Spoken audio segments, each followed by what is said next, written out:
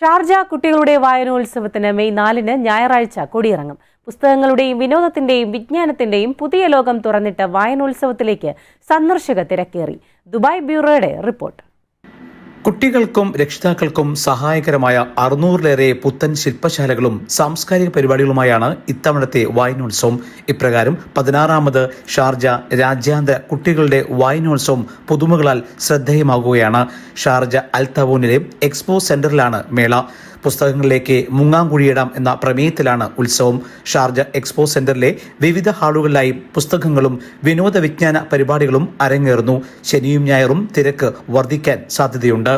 ഇന്ത്യയിൽ നിന്നുൾപ്പെടെ ലോകത്തെ പ്രമുഖ രാജ്യാന്തര എഴുത്തുകാരും ചിന്തകരും ഉൾപ്പെടെ 50-ലേറെ പ്രമുഖർ പങ്കെടുത്തു. 50-ലധികം ശില്പശാലകളും മറ്റു കലാ സാംസ്കാരിക വിജ്ഞാന പരിപാടികളും മറ്റൊരു ആകർഷണമാണ്.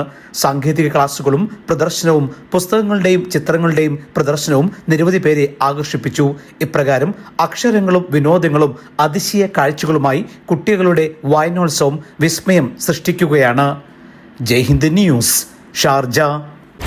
First time in television history, one man's 17-year TV show, 850 plus episodes, one anchor every week, 17 years, Middle East this week, only on Jai Hind TV.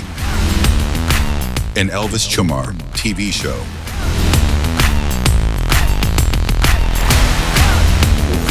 Middle East this week. Middle East beyond the headlines.